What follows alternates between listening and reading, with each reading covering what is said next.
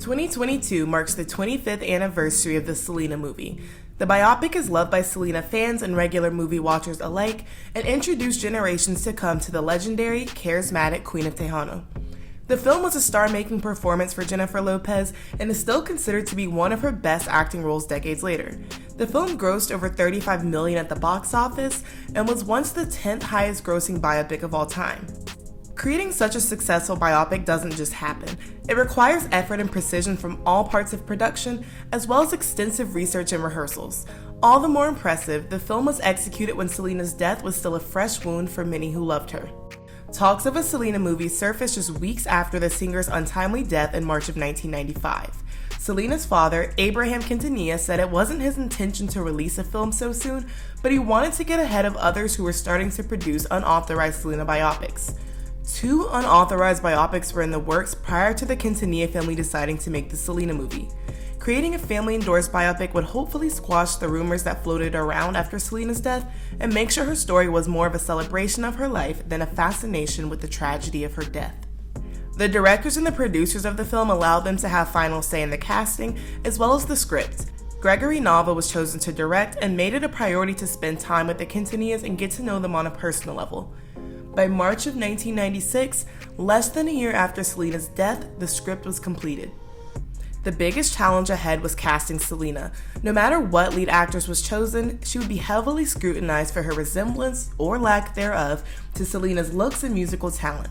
Open casting calls were held across the country to give fans a chance to pay the ultimate homage to the late singer. 10,000 girls showed up to audition in Los Angeles, 5,000 turned up in Chicago, and nearly 8,000 auditioned in San Antonio. However, the majority of them were inexperienced. Abraham championed for a girl who looked just like Selena, yet her singing and acting made it clear she wouldn't be able to carry an entire film on her back, much less a film with such high stakes. The final choice was a little-known dancer who had just transitioned into acting. Though she wasn't a household name yet, many had seen her before as a fly girl on In Living Color. She had worked with director Gregory Nava previously in a small film, but her next project with him would launch her Hollywood career for decades to come. That actress was Jennifer Lopez. She would become the highest paid Latina actress at the time, earning $1 million for the role of Selena.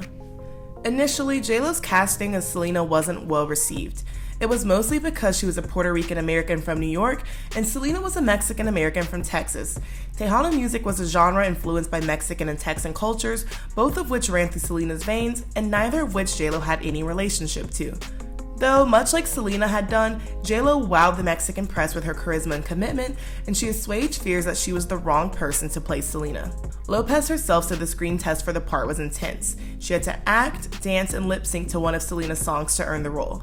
Though it would be a tough transition to embody Selena, Lopez was committed to giving the role her all. She spent hours in dance rehearsals, learning how to do Selena's signature moves and bring her songs to life. Selena's real singing voice was used for the songs in the film, however.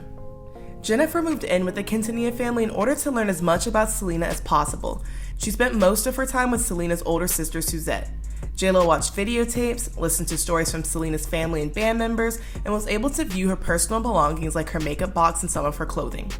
This helped her get a feel for Selena not just as an entertainer, but as a wife, daughter, sister, and friend. For her role, Lopez was nominated for a Golden Globe and an MTV Movie Award. Nearly all of the actors in the principal cast of the Selena movie spent time with their real-life counterparts. They studied their movements, ways of talking, and the Quintanilla family dynamic both behind closed doors and as Selena y los Dinos. Edward James Olmos underwent a massive transformation to embody Abraham Quintanilla, the family patriarch and the band's manager. John Seda, who played Selena's husband Chris, spent a lot of time in the home Selena and Chris had shared. Seda spent most of his time filming with Chris to nail the part. At one point, Chris was tricked by him to show up on the set. On that day, John was supposed to do a scene where he auditioned for Selena's band. Since he couldn't play guitar in real life, the real Chris played the guitar in the film and strategic cuts were used to make it look like John. They became close friends and still keep in touch to this day. Many of the scenes in the film that depict Selena and Chris's relationship come from details Chris himself told the director. Members of Selena's band like Ricky Vela and Pete Astudio played themselves in the film, which helped create as authentic of a band dynamic as possible. Aside from the actors, the hair and makeup department worked hard to bring Selena y los Dinos to life. Part of Selena's mystique was her vibrant style and sparkling stage outfits. Each of the ones worn in the film were recreated down to the last stitch. Some of the outfits made for the movie were so similar that Suzette confused them for the actual items Selena owned. The fabric used to make the movie version of Selena's iconic purple jumpsuit was the same exact fabric Selena herself used for her final Astrodome performance. The lights that spell her name out in the film are the exact ones used in the real-life performance as well. Though it's kind of hard to tell in the film, Jennifer Lopez and Selena don't favor much in real life. They have different hair colors, nose, and eye shapes. However, the makeup department contoured Lopez's features and applied her makeup in the same way Selena did her own. Much of the makeup Lopez wears in the film are the same products Selena used regularly.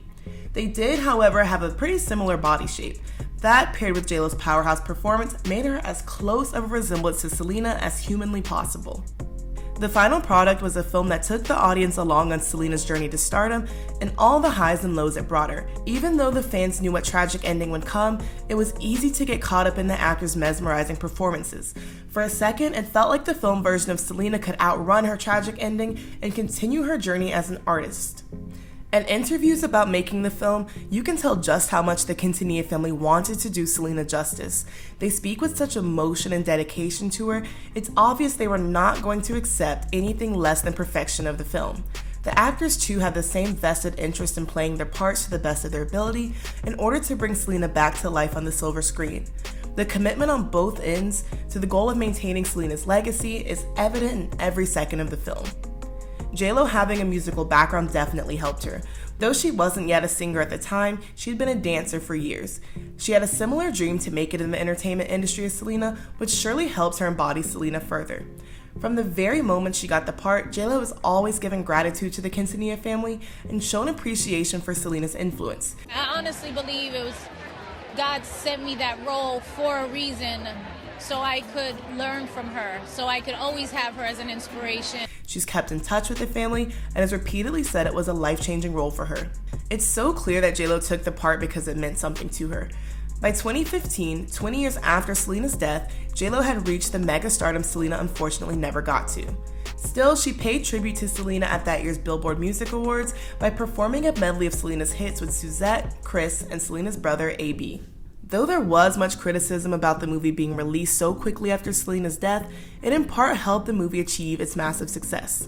Selena's death was still a recent tragedy, and fans were searching for any Selena content they could find, as they had been robbed of everything Selena had left to offer. Her fans had barely aged, and many of them had probably seen Selena live in concert, or at least seen her performances on television. It's interesting to note that the Selena series released in 2020 wasn't met with the same warmth as the Selena biopic. In the decades since Selena's death, much had changed. The family's relationship with Chris had deteriorated into legal battle and his excommunication from the family. The Quintanilla family had faced multiple accusations of releasing Selena merchandise just to profit off of her name. In the eyes of many Selena fans, the love and grief for Selena that motivated the movie had been replaced by a motivation to make money off of Selena's name. Though it is worth it to note that however their efforts are perceived, the Quintanillas have managed to keep Selena's name relevant even though she's been dead for nearly 30 years, and that's impressive. Fans were excited for the Selena series because it promised to cover more details from Selena's life than the 2-hour movie could. However, as more information about the series came out, fans began to lose excitement. Selena's husband Chris hadn't been consulted at all or hadn't even met the actor playing him. This was a giant difference from how Chris had spent months with John Seda so that Seda could portray his every nuance on film. In fact, none of the cast spent as much time with the Quintanillas as the actors in the Selena movie did. Fans didn't have much faith in Christian Serratos' casting as Selena. They were upset because she was half Italian and felt that there was no way she could really be transformed into Selena. She had no real experience singing or dancing, unlike JLo, who had at least had her training as a dancer to fall back on. Serratos, who was nearly 30 at the time, played Selena throughout the entirety of the series, even at the beginning when she was meant to be a young teenager. She looked vastly out of place as there was no way she could believably be aged down to 13 years old. In the Selena movie, Rebecca Lee Meza had been cast to play the younger version of Selena, and Jennifer Lopez, who was 27 at the time, played Selena from when she was about 19 years old. Overall, Christian's performance had a lukewarm reception. Many said it felt like she was playing JLo playing Selena, rather than giving a performance based on the actual Selena. The sets and costumes seemed thrown together.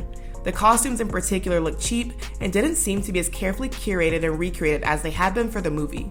The wigs were heavily criticized, and it looks evident that the styling was an afterthought. Even Selena tribute artists with a fraction of the Netflix budget have better quality costumes and styling. Admitted, a television series definitely requires more looks than a film, but if there was any seriousness about the quality of the series, they would have taken the time to make sure all the looks were as accurate as possible. Though it seemed like showing more of Selena's life would be a surefire way to hook fans, the lack of attention to detail didn't sit well with most of them. It went to show that quality definitely mattered over quantity, and Selena's story just didn't feel the same without the heart and passion behind it that the movie had. The passion that was missing from the project was also missing from Christian's version of Selena. This version of Selena seemed to take a backseat in her own life and had things happen to her rather than being the driven, goal-oriented businesswoman she was in real life. She seemed like a product rather than a person, which incidentally fits fans' accusations on how the Quintanillas have handled Selena's image. Biopics are a popular genre, but they're really hard to do correctly. It's a challenge to find an appropriate mix between a person's real-life events and creative liberties made for the audience's entertainment. For fans of the figure who know almost everything about the person, they're looking to see a new side of someone they love. Typically, that's a more human side, showing personal flaws or struggles. At the same time, the biopic should still be a vehicle for new fans to learn about the person too, which is hard to balance in just a couple of hours. Multiple biopics fail by either trying to include every single event in a person's life or focusing too heavily on a singular event that even the most casual fan already knows about. Sometimes the entire scope of someone's life is too much to condense into a coherent film.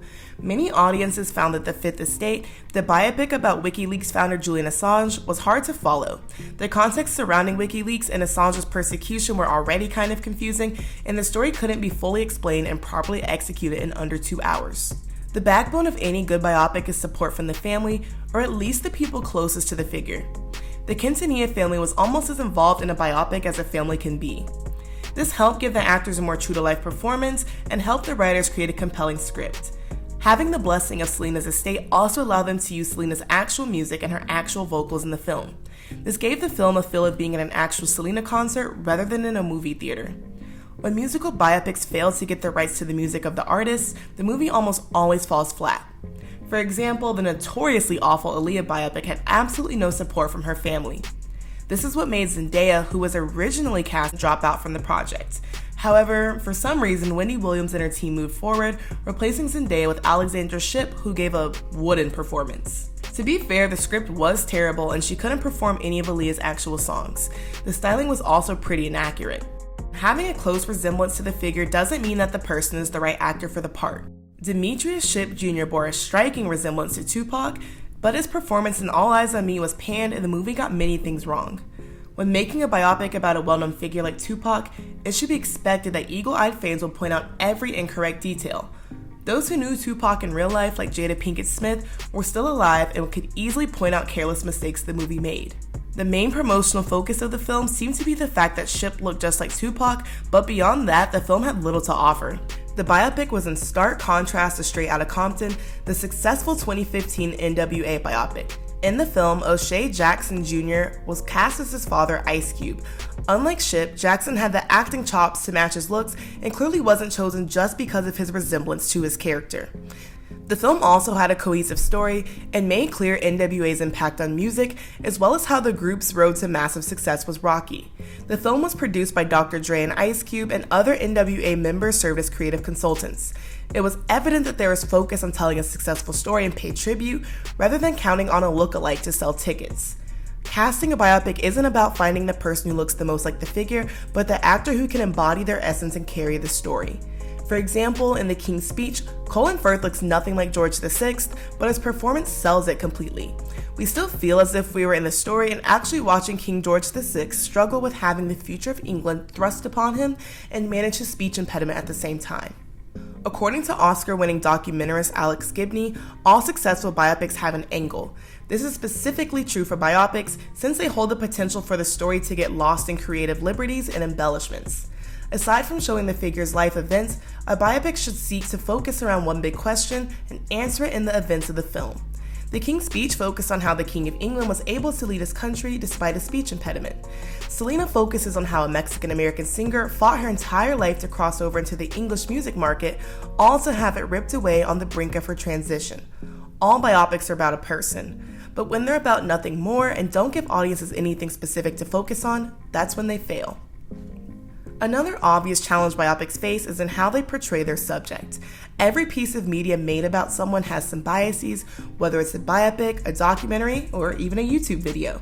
The person telling the story has a certain lens through which they want the figure to be seen. Bohemian Rhapsody, now the highest grossing biopic of all time, suffered from the same issue. While the movie did include Queen's journey to paving their way in rock and roll history and heavily reduced Freddie Mercury's queerness, it was an odd move, especially for a singer who has become a gay icon as well as the face of the AIDS crisis. Mercury's queerness was central to his life and identity just as much as his music, but it takes a backseat in the biopic. The movie would have been an excellent opportunity to show audiences how a gay man navigated fame in the music industry in a time where homosexuality was often feared and villainized. But it's mostly glossed over. It also severely reduces Mercury's years-long relationship with his partner Jim Hutton. Bohemian Rhapsody falls into the trap of mostly showing fans what they already know. The biopic is basically a Queen greatest hits album with a messy timeline and some queer erasure on the side. Still, the named Queen was able to get bodies and seats and make the film nearly $1 billion at the box office. Most biopics fail because they rely on the person's fan base or notoriety to carry the entire film rather than give audiences a compelling story. Yes, biopics are based on a real person, but fans still come to be entertained and see a story that makes sense and makes them think and feel.